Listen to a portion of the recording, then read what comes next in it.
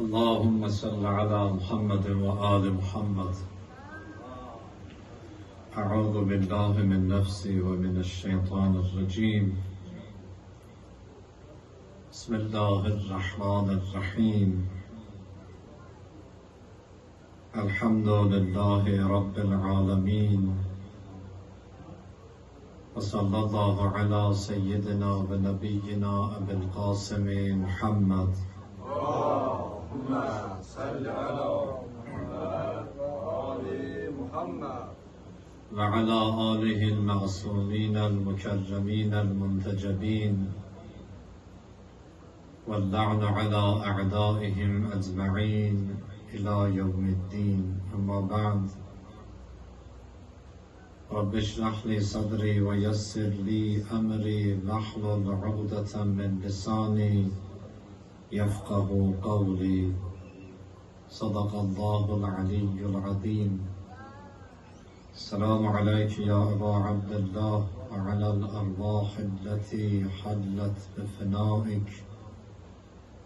عليك مني سلام الله أبدا ما بقيت وبقي الليل والنهار، ولا جعله الله آخر العهد مني لزيارتكم.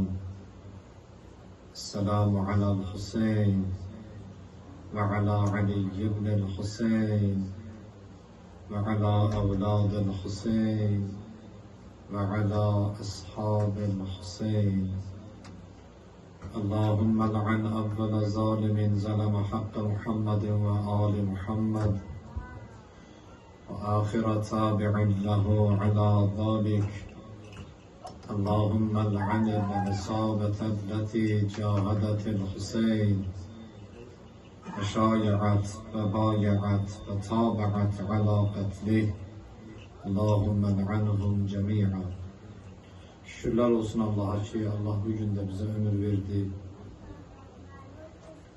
Verdiği ömürde özün ve dostların bize tanıttırdı ve dostunun meclisinde iştirak etmeye bize icazə verdi. Şükürler olsun Allah'a ki evlerimizi örttü. Şükürler olsun Allah'a ki bizi özünden başka hiç kime mühtaç eləmədi. Allah'ın verirəm, biz Allah'lığını xatir aleykümsün. Ömrümüzün sonuna kadar bu nimetleri elimizden almasın ve bizi verdiği bütün nimetlerin karşısında şükrediyen bendelerinden karar versin. Amin. Mövzumuz İmam Hüseyin Aleyhisselam'ın meclislerinin keçirilmesinin sebepleriydi. Ki niye her il İmam Hüseyin Aleyhisselam'a meclis keçirdirik? Geçen günlerde bir ayet okuduk ki məclisləri təkrar eləmək, tarixi təkrar eləmək, tarixi xatırlatmağın faydaları nədən ibarətdir? Ki o birinci dəlilin içində 4 dənə də əsas var idi. Hud surəsi 120-ci ayə. Allah-u Teala 4 dənə səbəb açıqlayır ki, niyə tarixi təkrar danışmalıyıq və təkrarlamalıyıq, yad eləməliyik. Allah buyurdu ki, "Kullən nəqussu aleyke min ənba'ir rusul." Peyğəmbərlərin, səndən qabaqçıların, xəbərlərin ki, biz sənə danışırıq, bunların səbəbləri var. Birincisi, "Nusabbitu bihi fuadək." Sənin ürəyin rahat olsun, sənə təskinlik vermək üçündür. İkincisi, وَجَاءَكَ فِي هَذِهِ الْحَقِّ. Hakkın aşkar olması içindir. Hak ve batilin müəyyənləşməsi içindir. Biləsən, səhv kimdir, düz kimdir. Danışmasın olmaz. Bir gün xanım Zeynəb salamullah aleyha danışmasaydı, elə bilirdilər ki, İmam Hüseyin səhvdir. Elə bilirdilər ki, bu doğrudan din düşmənidir. Üçüncüsü bu ki, və məvizətun. Tarixi danışmaqda, olmuş hadisələri təkrarlamaqda insanlar üçün bir nəsihət var. Dördüncüsü bu idi ki, və zikra lil müminin. Möminlərə bir xəbərdarlıq var, möminlərə bir xatırlatma var, möminləri bir ayıltma var, möminlərin yaddaşını təzələmə var ki, bunu birinci dəlilimizdə ayənin içində 4 dənəsini oxumuşduq. İkinci dəlil ki, Allah-u Teala Quranda buyurur və bizim üçün əsasdır tarixin təkrar olunması üçün və məclislərin keçirilməsi üçün biz bu ayəyə istinad edirik. Niyə İmam Hüseyin əleyhissalamın məclislərin hər il təkrar keçirilir? İkinci əsasımız ibarətdir Həcc surəsinin 32-ci ayəsindən. Allah-u Teala buyurur: Bismillahirrahmanirrahim. وَمَنْ يُعَظِّمْ شَعَائِرَ اللّٰهِ فَإِنَّهَا مِنْ تَقْوَى الْقُلُوبِ. Kim Allah'ın nişanələrin böyük saysa, böyük tutsa, onlara hörmətlə yanaşsa, bu iş qəlblərin təqvasından xəbər verir. Demək, İmam Hüseyin əleyhissalama məclis keçirtmək təqvalıların işidir. İmam Hüseyin əleyhissalamı Allahın nişanəsi və əlaməti kimi yad eləmək möminlərin əlamətidir. İndi bu ayə barədə bəzi məsələləri əzizlərin huzuruna çatdırır. Şəair ki, Allah bir neçə yerdə Quranda bu kəlməni işlədir, əlamətlər, şəirə sözünün cəmidir, əlamət sözünün cəmidir, nişanə. Allah buyurur ki, kim Allahın nişanələrinə hörmətlə yanaşsa, yuazzim bilüsnədir, o nişanələrə təzim eləsə, onları böyük bilsə, onların qarşısında öz kiçikliyin göstərsə, bu qəlblərin təqvasından xəbər verir. Baxın, o qəlblər ki, ondan yalnız Allahın xəbəri var. Bir şəxsin mən qəlbən təqvalıyam deməyi ilə təqvalı olması təbii ki, tam mənada təhəqqüq tapmazlığı da deyil. Onu kim bilər ki, bu qəlb doğrudan təqvalıdır? Allah. Allah buyurur ki, mənim nişanələrimə kim hörmət eləsə, mən Allah deyirəm ki, onun qəlbi təqvalıdır. Çox mühüm məsələdir ya, əzizlər. Təsəvvür edirsiniz, qəlbindən Allah xəbər verir. O, bizim o loru sözdə, dildə, deyimdə ki var, deyirlər, ürəyin təmiz olsun. Allah elə bir ki, o məsələyə işarə edir. Təmiz ürək bilirsiniz, hansı ürəkdir? O ürək ki, mənim nişanələrimə hörmət edir. Çünki bizdə təmiz ürək başqa şeyə deyirlər də. Məsələn, deyir ki, mən heç qonşuya mərdimazarlıq eləməmişəm da, ondan qaldı nə istəsəm eləyə bilərəm. Məsələn, bəzi günahlar var ki, əlbəttə bunlar özləri günah deyə, qonşuya mərdimazarlıq eləmək də günahdır. Bəzi qəbih işlər var ki, bəziləri günah deyil, məsələn, məkruhdur, qəbahətli bir işdir. Müəyyən onları biz formal bir kəbirə günahlar kimi düzəldir bəzi cəmiyyətlər. Deyirlər, bunları eləmirsənsə, ondan qalan daha ürəyin təmizdirsən, sən yaxşı bəndəsən. Allah buyurur ki, bir söz, ürəyi təmiz kimdir? O insan ki, mənim nişanələrimə hörmət eləyər, hörmətlə yanaşar. Və mən yuazzim şəairallah, kim Allahın nişanələrinə hörmətlə yanaşsa, فَإِنَّهَا مِنْ تَقْوَى الْقُلُوبِ. Bu qəlblərin təqvasından xəbər verir. İmam Hüseyin əleyhissalamın məclisində iştirak eləmək qəlblərin təqvasından xəbər verir. Allahın nişanəsinə hörmət edirsən. Müminin əlamətidir. Niyə İmam Hüseyin əleyhissalam Allahın nişanəsidir, yəni xüsusi nişanəsidir? Belə bir söz zihində yarana bilər, sual formalaşa bilər. Zaten gözümüzlə gördüyümüz hər şey Allahın nişanəsidir də. Düz. Hər nə var Allahdan xəbər verir də. Elə bir şey yoxdur ki, orada Allah olmuyor.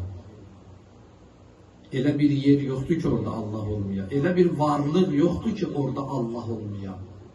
Amma sadəcə biz bəzən Allahı daha çox xatırladanlara Allahın nişanəsi deyirik. Düzdür? Məsələn, bir məsələni deyim, hamımızın bildiyi, İslamda bir elmi səviyyə var, ora çatanda insanlar onlara deyirlər ayətullah. Ayət elə həmən şəirədir də, nişanə, əlamət. Allahın nişanəsi. Ondan qalan insanlar da Allahın nişanəsidir də. Amma məsələn, məhz müctehidlərə deyirik ayətullah. Niyə? Çünki Allah onlarda daha çox görükür. Ona görə. Necə Quran buyurur ki, bəzi günlər əyyamullahdır. Allahın günləridir. Quran onlara əyyamullah deyir. Hətta Peyğəmbərə deyir, yada sal, fəzəkkir əyyaməllah. Allahın o günlərin çox yada sal. 365 günün hamısı Allahın gündür də, elə deyil. Amma deyirlər, hər hansı gündə ki, Allahın rəhməti daha çox təcəlli eləyir, ona deyirlər Allah günü. Və illa günlərin hamısı Allah günüdür. Ki, o Allah günləri hansılardır? Qurban bayramı, orucluq bayramı, Məbəs bayramı, Qədirxun bayramı, Peyğəmbərin vilayəti, viladəti, Həzrəti Əli əleyhissalamın viladəti, bu insanların bizə gəlişi Allahın rəhmətinin xalqa təcəllisidir də, elə deyil. Haçan ki, daha çox Allahın rəhməti təcəlli edir, o günə deyirlər Allah günü, yoxsa elə günlərin hamısı Allahın günüdür.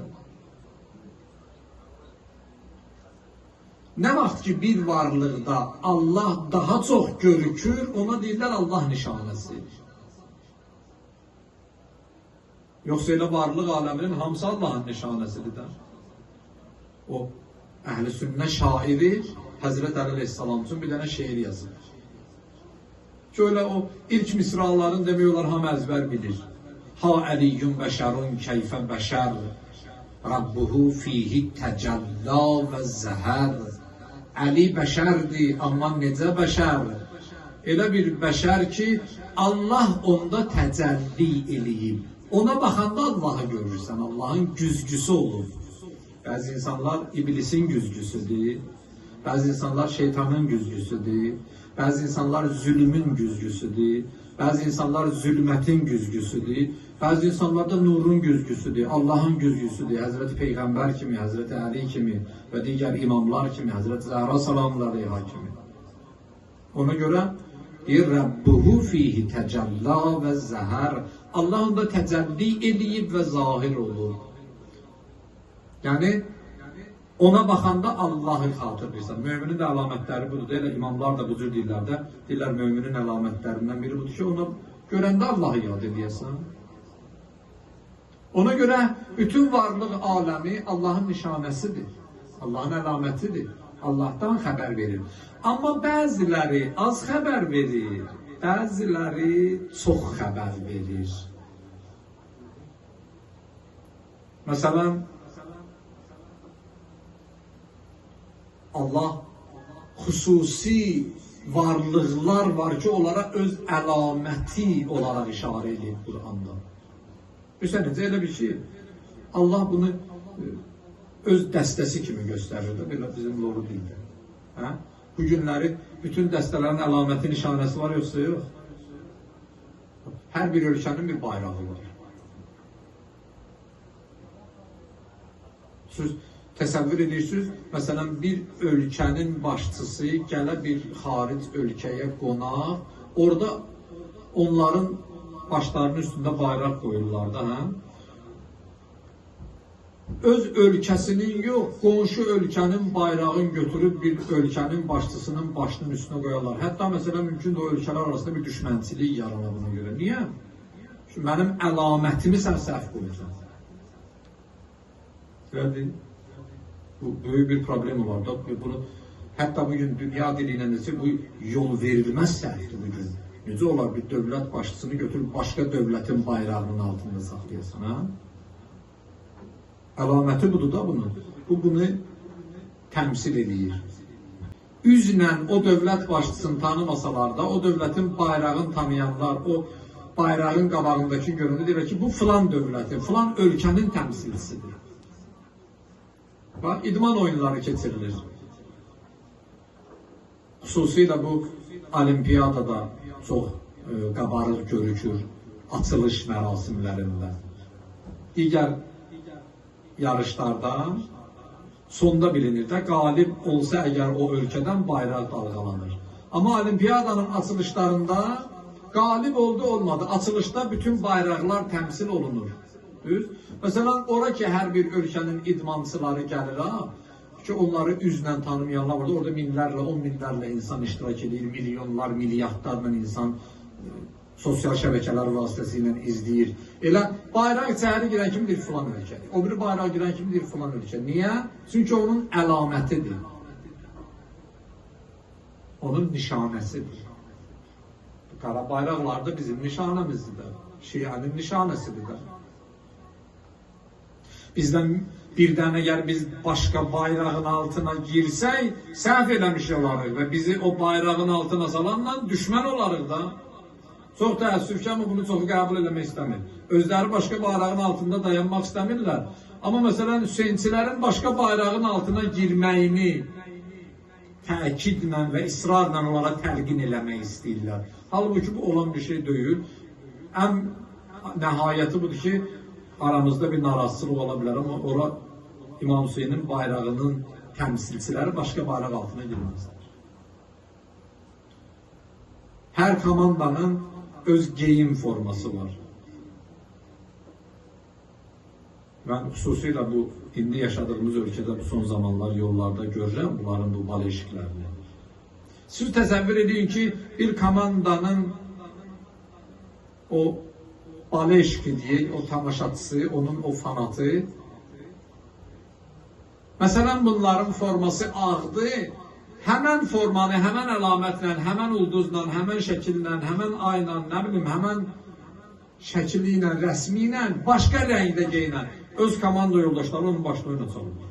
Yəni, öz həmtayları, onu ilə eyni komandaya balet eləyənlər onun başına oyuna çalırlar ki, sən komandaya hörmətsizlik eləyirsən. Niyə? Çünki onun nişanəsidir, əlamətidir. Bunun rəngi göy olmalıdırsa, hamısı göydür də. Bunun rəngin dəyişmək olmaz. Ağ olmalıdırsa ağdır, qara olmalıdırsa qaradır. Bunun əlamətidir, nişanəsidir. Bütün cəmiyyətlərin, bütün insanların da Allah deyir ki, nişanəsi var, əlaməti var. Bütün inanc məktəblərinin əlaməti var. Ki Allah deyir, bəzi şeylər mənim əlamətimdir. Bunlar məndən xəbər verirlər. Nədə olar? Allah hamımıza qismət eləsin. Nümunələrinin biri, əziz qardaşlarımız tezəlikcən o nümunələri ziyarət edib gəlirlər. Allah hamımıza nəsib eləsin. Həccdədir. Səfa və Mərvə. Həmən əlamət və nişanələrdəndirlər də. Bəqərə surəsi 158-ci ayə. Allah buyurur, İnnəs səfa vəl mərvətə min şəairillah. Səfa və Mərvə Allahın nişanələrindəndirlər. Yəni bu iki dənə ilə bitmir nişanələr. Bir Səfa və Mərvə nişanələrdəndirlər. Yəni nişanələr çoxdur. Bunlar da o nişanələrdən biri. Səfa və Mərvə dağdan başqa bir şey deyil ki, daşdan başqa bir şey deyil ki, torpaqdan başqa bir şey deyil ki. Allah deyir ki, Səfa və Mərvə mənim əlamət və nişanəmdir. Düzdür, dağdır, daşdır, torpaqdır, amma məndən xəbər verir. Quranda ona ayə göndərib ki, Səfa və Mərvə mənim əlamət və nişanələrimdir. Niyə? Nə vaxtdan Səfa və Mərvə əlamət və nişanə oldu? Orada tarixdə bir dənə hadisə baş verdi ki, ikinci hadisəsi yoxdur. Quran bizə məlumat vermir. Yəni, o hadisədən başqa Səfa Mərvənin şəairillahdan olmaq səbəbi yoxdur Quranımızda. Günlərin bir günü Həzrəti İbrahimə Allah vəhy göndərdi. Ailəvi apar qoy, bivadin qeyri zizər'in, yemək, içmək, su, bitki olmayan bir quru səhraya. Gətirdi, qoydu. Çıxdı, getdi, ailə qaldı orada. Həzrət İsmail körpə uşaq, anası xanım Hacərin qucağında. Susadı, başladı ağlamağa, su yoxdur. Anası Səfanın arasında o tərəfə qaçır, Mərvənin arasında bu tərəfə qaçır. Gedir, gəlir. Hazreti İsmail'in ayaklarının altından zemzem çıktı. Dünyanın en değerli suyu. Allah o iki dağ ki, onun arasında bir tane hanım övladı için su axtarmaq naminə qaçmışdı o tərəfə bu tərəfə. O dağı öz əlamət və nişanəsi elədi və möcüzəsin orada körpənin ayaqlarının altından çıxartdı və 1000 illərlə, hələ bundan sonra da nə qədər neçə 1000 illər olacaq bilmirik, bütün bəşəriyyət aləminə o iki dağın arasında səy eləməyi vacib elədi həcdə. Və baxın risalələrə, bütün fəqihlərin də hökmü budur. Birdən bir nəfər səyin, yəni Səfa Mərvə arasındakı o gedib gəlirdi, hacı o 7 dəfə qəsdən tərk eləsə, hökmü nədir? Hamısı deyirlər ki, həddi batildir. Bütün müctehidlər nəzərdir. Bir nəfər deyir ki, yox, mən bu şəairilləha hörmət edəmirəm. Hər şey eləmişəm, təvaf eləmişəm, namaz qılmışam, qurban kesmişəm, şeytanı daşlamışam, Səfa ilə Mərvənin arasında getmirəm. Bütün fəqihlərin nəzəri budur ki, həccün batildir. Halbuki bu Səfa ilə Mərvə dağ və daşdan, torpaqdan başqa bir şey deyil ki, sonra deyirlər ki, niyə deyirsən ki, Vəhabi, dədövə lənət? Allah deyir dəmin şəairillah, deyir bu daş, bu torpaq Allah'ın nişanəsidir. Bəs niyə həcdə Səfa ilə Mərvənin arasında qaçırsınız? Ay məlumlar. Əgər əşyaya hörmət eləmək şirkdirsə, onda siz iki bütün arasında səy edirsiniz ki, niyə edirsiniz bəs? Elə deyil. Onda sən Səfa bütündən qaçırsan Mərvə bütünə, qayıdırsan Mərvə bütündən Səfa bütünə. Ay sənin dədövə lənəti mən necə demeyim və sən iki bütün arasında qaçırsan oyza buyza ki torpaq və daşdan başqa bir şey deyil, olursan əsil müsəlman. Mən Kərbəlanın torpağın öpəndə oluram müşrik, bir Kərbəla ki əgər Kərbəla olmasaydı nə Səfa var idi, nə Mərvə var idi, nə Həc var idi, nə Kəbə var idi. Necə o daş təbərrük ola bilir, o torpaq təbərrük ola bilir, Peyğəmbərin balası qətlə getirilən torpaq təbərrük ola bilmir. Həzrəti İsmail'in susuz qaldığı bir çöl, ibadət məkanına çönə bilir. Halbuki sonacan heç susuz qalmadı. Düz? Ve biraz ağladı, Allah suyu verdi. İmam Hüseyin aleyhisselamın İsmailləri hamısı susuz zibh oldular, kurban oldular, qətlə yetirildiler. Başları kesildi, su əvəzinə ora qanlar axdı. Bu torpaq müqəddəs ola bilmir. Bu torpaq şəirə ola bilmir, nişanə ola bilmir, əlamət ola bilmir Allah üçün.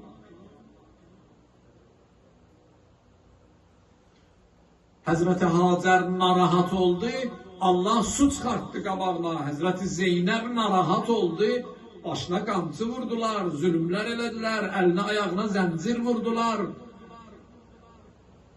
Günlərlə, həftələrlə işgəncələr altında, piyada, çöllərdə ayaq yalın apardılar.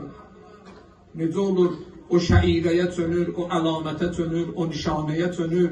Buna görə ki, orada bir dəfə, bir dənə gələcəkdə Peyğəmbər olacaq bir şəxs 5 dəqiqə ağlamışdı.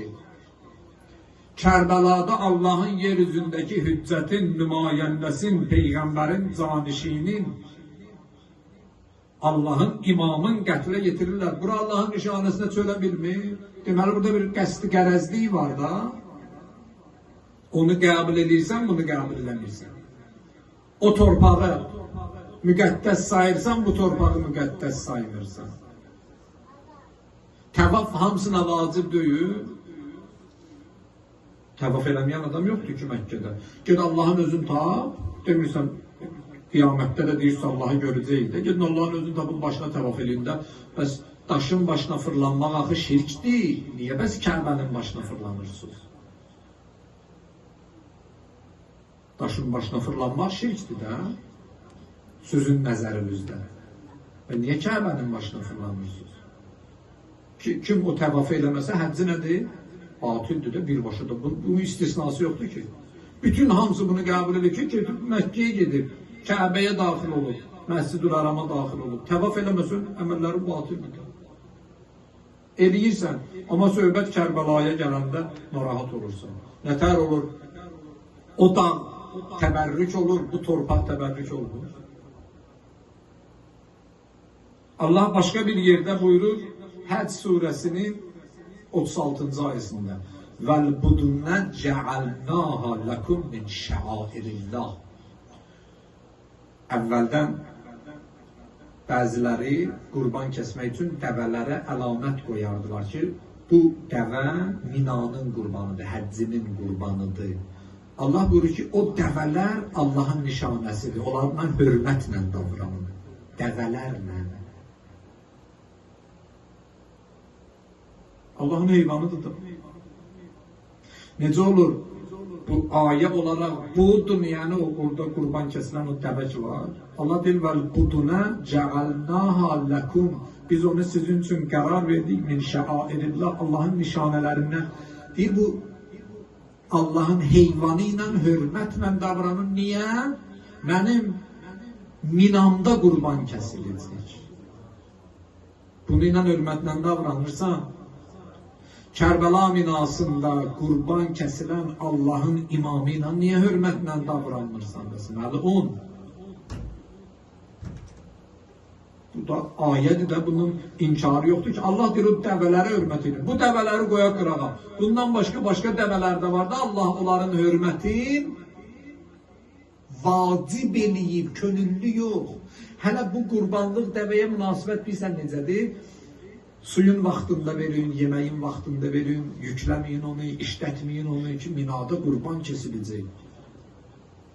Bəzi dəvələr var, onlara qarşı hörmətsizlik nədir? Haramdır. Hansı dəvədir o? Həzrət Salihin dəvəsi. Quran demir ki, onun hörmətini saxlayın, ona ehtiram edin və salam aleyküm. Həzrəti Resulullah sallallahu aleyhi və səlləm bir gün müharibələrin birindən qaydırdılar. Bu hədisi nəql eləyir Peyğəmbərin səhabəsi Əbu Zər Qəffari. Bildiyiniz o məşhur Əbu Zər, Rizvanullah Teala aleyh.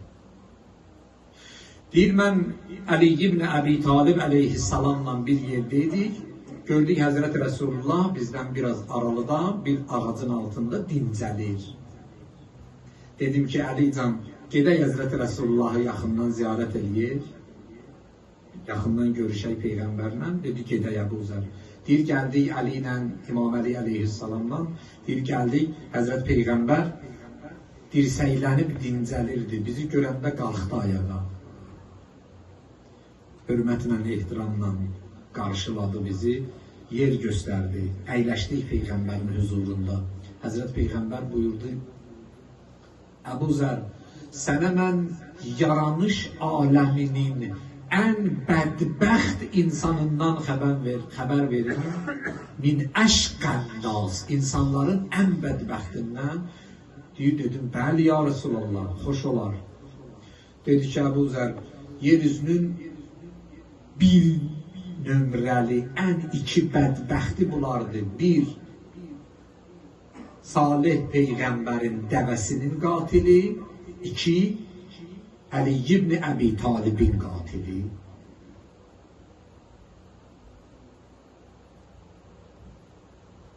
Peyğəmbər buyurur, Salih Peyğəmbərin dəvəsinin qatili yaranış aləminin ən bədbəxtidir.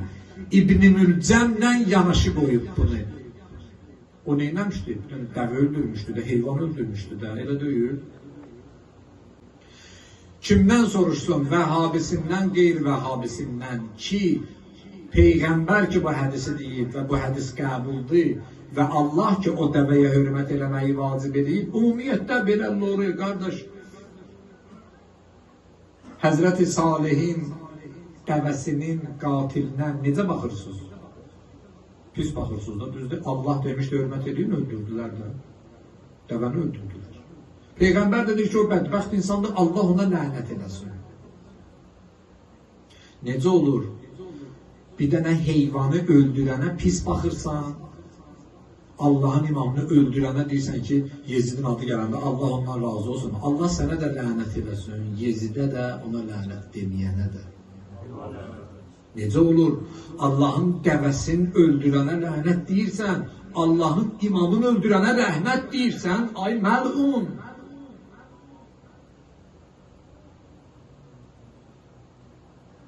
Niyə o dəvəyə hörmət vacib idi? Çünki Allahın nişanəsi idi. İmam Hüseyin də Allahın nişanəsidir də. Niyə Peyğəmbər dedi, yeryüzünün ən bədbəxt insanları Salih Peyğəmbərin dəvəsinin qatili ilə Əli əleyhissalamın qatilidir? Bir neçə səbəb var idi. Biri bu idi. Çünki necə ki o dəvə Allahın nişanəsi idi, əlaməti idi. Həzrət Əli əleyhissalam Allahın nişanəsi və əlamətidir. Necə ki o dəvə Salih Peyğəmbərin möcüzəsi idi, Həzrət Əli əleyhissalam da İslam Peyğəmbərinin möcüzəsidir. Ona görə Peyğəmbər Salih Peyğəmbərin dəvəsinin qatili ilə Həzrət Əli əleyhissalamın qatilin yanaşı qeyd edir. Necə olur? Ona pis baxırsan, Allahın bir dənə heyvanını öldürür, Allahın imamını öldürənə rəhmət deyirsən və sonra da deyirsən ki, yox, lənət deməyin də Yezidə, salam aleykum. Bəlkə Allah onu bağışlayacaq. Əcib qərib bir sözdür. Əgər Allah Yezidi o elədiyi günahla ki, Allahın yeryüzündəki hüccətinin qatilidir, bağışlayacaq, mənim Yezidə demək günahım əgər sənin baxışında günahdırsa 100% bağışlanacaq. Əgər Yezid bağışlanacaqsa, Yezidə lənət demək dünəndən bağışlanır. Allah Yezidə də lənət eləsin. Ona rəhmət deyənlərə də lənət eləsin. Onların tərəfini tutanlara da lənət eləsin. Çünki bunlar Peyğəmbər balasını qətlə yetiriliblər. Allah möcüzə kimi dağdan çıxardıb göndərdiyi dəvənin qatilinə lənət oxuyur. Necə biz Allahın imamının qatilinə lənət oxuyur? Lənət deyən kimi deyirlər, siz də öyrəşmişsiniz, şiyələr elə ancaq lənət deyirlər. Yox, şiyələr lənət demirlər. Rəhmətin qapısı yer üzündə şiyələrdir, şiyələrin imamıdır. Allah öyrədib bizə bunu. Əhzab surəsi 57-ci ayə. O kəslər ki, Allaha və onun Peyğəmbərinə əziyyət verdilər, Allahın və mələklərin lənəti olsun onlara. Allah deyir bunu.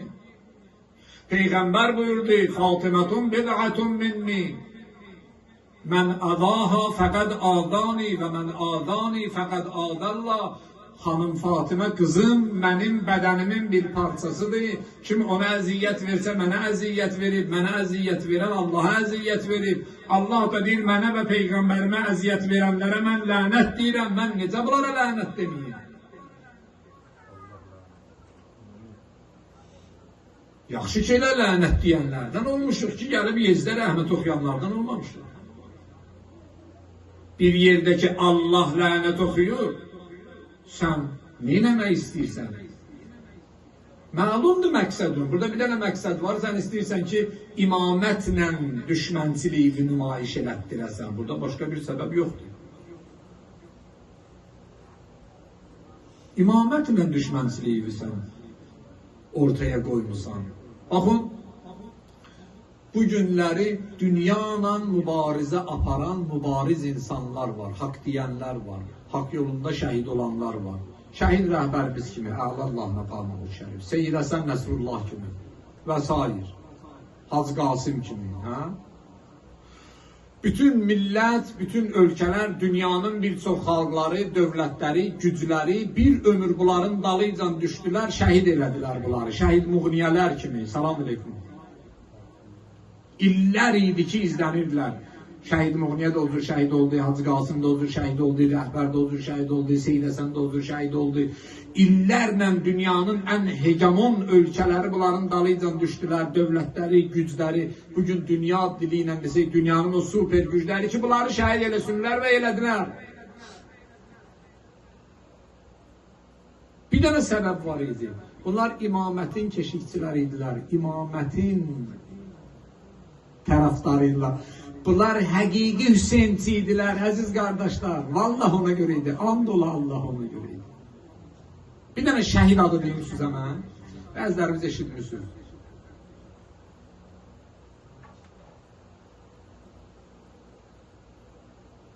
Şəhid Tündquyan. Familiyasıdır. Tündquyan yəni bərk danışanlar. Familiyasıdır, familiyasının tərcüməsini deyirəm. 11 il İran-İraq müharibəsində əsarətdə olub. Özdə bilirsiniz kim idi? Ölkənin neft naziri. Ölkənin neft naziri idi. Ön cəbhədə vuruşurdu, əsir düşdü. 11 il. Bunu alimlərdən biri nəql edir ki, bunlar bir cəbhədə bir yerdə olublar, bir yerdə əsir düşüblər, əsirlikləri bir yerdə olub. Deyir ki, biz qonşu kameralarda yaşayırdıq. O mənim divarın o tərəfində o idi, bu tərəfində mən idim. Deyir, nə vaxt ki, görürdük, bu kişinin Ya Hüseyn səsləri ucaldı, ucadan Ya Hüseyn deyir, bilirdik ki, ona işgəncə verirlər. Nə vaxt görürdük, başladı Quran oxumağa, bilirdik ki, ona işgəncə verirlər. Deyir, bizə gündə bir dəfə işgəncə verirlər, o alim nəql edir. Deyir, ona gündə 2 dəfə işgəncə verirlər. Çünki dövlətin naziri idi, bir dənə nazir düşüb əllərdir. Və deyir, birbaşa Səddamın nəzarəti ilə ona işgəncə verilirdi. Özü birbaşa gəlirdi, onun bəzən işgəncələrində iştirak edirdi. O, Xanım Züleyxa gəlir, Həzrət Yusufun işgəncələrində iştirak eləmək üçün. Çünki önəmli adam idi, deyir, bəzən Səddam onun işgəncələrinə baxmaq üçün gəlirdi. Və gəlib dayanırdı, deyirdi, ona işgəncə verildi. Deyir, 11 il ona işgəncə verdilər, bunlarla razılaşmadı. Deyir, biz sonra bildik ki, bunun səbəbi nədir, bundan nə istəyirlər? Və buna deyilən sözlər, demişlər ki, bax, deyəcəm indi o yekunda o söz nədir? Bizi ilə razılaş, dünyanın harasında istəyirsənsə, sənə oranın vətəndaşlığını veririk. Həmən ölkədə ölənəcən rifah içində yaşayırsan. Niyə? Çünki onda bütün dünya o cəbhədə İslam Respublikasına qarşı vuruşurdu da, düzdür? Deyirlər ki, hansı istəyirsən Amerikada, istəyirsən Avropada, digər yerlərdə, harada istəyirsən, o ölkənin vətəndaşlığını sənə veririk. Vətəndaşlığın da elə belə ice falan yox. Vətəndaşlığın. Vremenli vinnajetstvo yox. Kəbul. Pastayanlı da yox. Vətəndaşlıq kişi. Pasportunu veririk sənə. Rifah içində, ailənlə, balalarınla tam normal vəziyyətdə yaşayırsan. Ölənə qədər şahlar kimi yaşayacaqsan. Tələb nədir? Neyin qarşılığında? Deyirlər ki, çıx. Tarixdir ya bu, çox yox. 1 dəqiqə ölkövün və müctehidimin əleyhinə danış. İmam Xümeyni rəhmətliyin əleyhinə. Rızvanullah. 60 saniyə danış. Deyirlər, bax, 1 dəqiqə danış. Öz ölkövün əleyhinə, imamın əleyhinə. Dünyanın harasında istəsən, oranın vətəndaşlığını sənə vermək şərti ilə rifahlı təmin edirik. 11 il gündə 2 dəfə səhər axşam saatlarla işgəncəyə səbr elədi, amma 60 saniyəni danışmadı öz ölkəsinin əleyhinə, öz müctehidinin, fəqihinin əleyhinə. Bu yəni Hüseynçi. Bu yəni Şiə. Deyirləri, Şiələr lənət deyiliyor. Şiələr rəhmət qapısıdır. Şiələr kişilik qapısıdır. Şiələr kişilik nümunəsidir. 11 il işgəncə 60 saniyə üçün dözdü, qəbul elədi. Axırda da şəhid oldu. Amma danışmadı. 60 saniyə.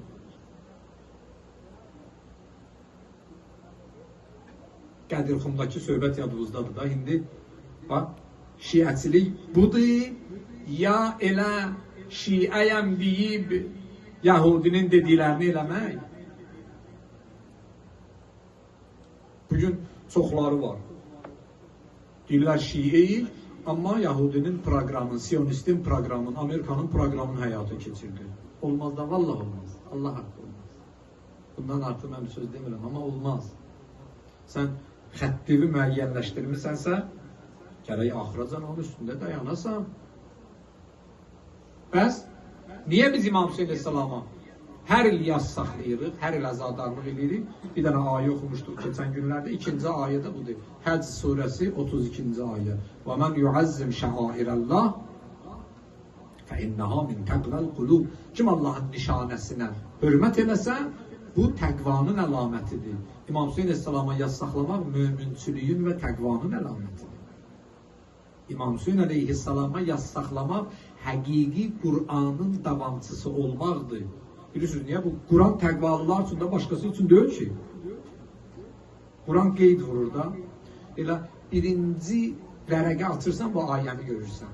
Bir səhifə bu yüzdə Fatihədir, bu yüzdə Bəqərə başlayır. Zalikəl kitabı la reybə fih. Bu bir kitabdır ki, bunda heç bir şək və şübhə yoxdur. Bu dəndir muttəqi. Bu kitab təqvalıları hidayət eləmək üçündür. Yəni, Quranın təqvalılardan başqa kiminləsə işi yoxdur. Bu tərəfdə də Quran deyir ki, فَاِنَّهَا مِنْ تَقْوَى الْقُلُوبِ İmam Hüseyin Aleyhisselam'ı saxlamaq qəlbin təqvasından xəbər verir. Allahın nişanəsini əzəmətli tutmaq qəlbin təqvasından xəbər verir. İmam Hüseyin'i saxlamaq yəni həqiqi Quran tərəfdarı və davamçısı olmaq deməkdir. Burada bir qaranlıq məsələ yoxdur ki. Həqiqi mümin olmaq deməkdir.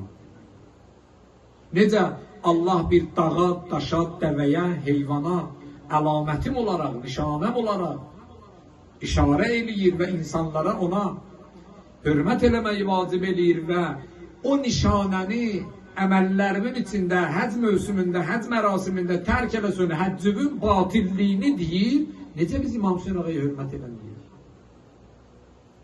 Necə biz bu boyda Allahın nişanəsinə, hüccətinə, nümayəndəsinə hörmət eləməyir? Bu Allahın ən böyük nişanəsidir. Həzrəti İsmail ağladı, su verdilər. Həzrəti Əliyəsqər ağladı, ox verdilər. O da körpeydi, bu da körpeydi. Heç kim gəlib orada Həzrəti İsmail'i döymədi. Amma Peyğəmbərin balalarını döyürdülər. İşgəncə verirdilər. Deyirlər, İmam Hüseyin ağanın bəzi övladlarının o İmam da şəhid olandan sonraki xeymələrə hücum eləmişdilər, o zinət əşyalarını üstlərindən açırdılar, alırdılar. Bəzilərinin o zinət əşyaların o bədən üzvləri ilə bir yerdə qopardırdılar. Bu Allahın nişanəsi deyil. Bu Allahın nişanəsi deyil. Hər yerdə utandırırlar, hər yerdə incidirlər, hər yerdə alçaldırlar. Bir hara gedirlər, üstlərinə daş atırlar, zibil atırlar, kül atırlar. Hara çatırlar, deyirlər, bunlar yetimdilər, bunlar yetimdilər, bunlara hörmət eləməyin. Bunlar din düşməndirlər. Bilirsiniz də xanım Rüqəyyə, salamullah əleyha. Tez-tez gəlirdi xanım Zeynəbdən soruşurdu, bibi, atam nə vaxt gələcək? Atam hardadır? Xanım Zeynəb deyirmiş ki, balam, atın səfərdədir.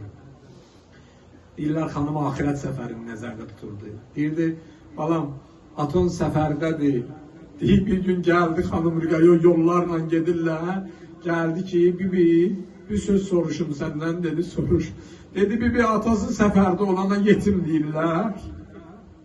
Dedi, qızım, niyə elə deyirsən? Dedi, axı, mən hara gedirəm, mənə yetim deyirlər. Mənim atam yoxdur, səfərdədir deyə mənə yetim deyirlər. Bunlar əlamət ola bilmir, bunlar nişanə ola bilmir. Allah Əhl-i Beytin bütün düşmənlərinə lənət eləsin inşallah. Allah bizi həqiqi Hüseynçilərdən ölənə qədər canı ilə, malı ilə xalisanə İmam Hüseyin yolunda sabit qədəm eləsin. Esselamu aleykum və rəhmətullahi və bərəkatuhu.